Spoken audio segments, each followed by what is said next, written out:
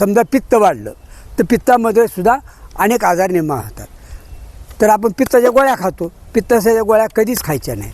खाल्ल्यामुळं काय होतं, तेवढ्यापुरतं बरं होतं आणि ते पित्त आजार दाबलं जातं, ते संग्रहित होतं.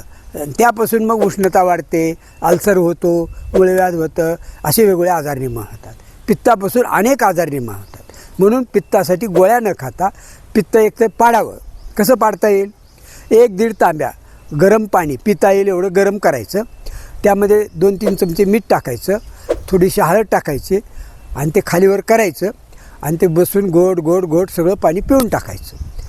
मिठाच्या पाण्याने उलट्या होतात हे लक्षात घ्या. आपल्याला जर कधी उलट्या करायच्या झाल्या तर त्या पाणी प्यायचं, हाताला थोडंसं कुंकू लावायचं, 3 बोटांनी जीभ घासायची, वमन कसं करतात असं वाकायचं, कुंकू जिभीला लावायचं, अंगठ्या लावून वरी टाळून लावायचं.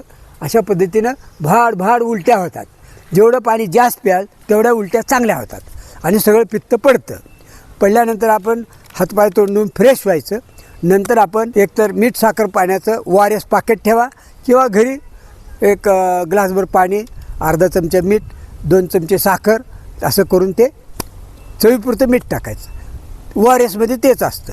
त्यामुळं काय होतं, आपल्याला उलट्या केल्यामुळे शरीरातलं पाणी गुण गेलं असतं, थकवा येतो, चक्कर येण्याची शक्यता असते. म्हणून ORS किंवा मीठ साखरेचं पाणी करून प्यायचं आणि थोडं पडून राहायचं. तुम्हाला पित्ताचा त्रास होणार नाही.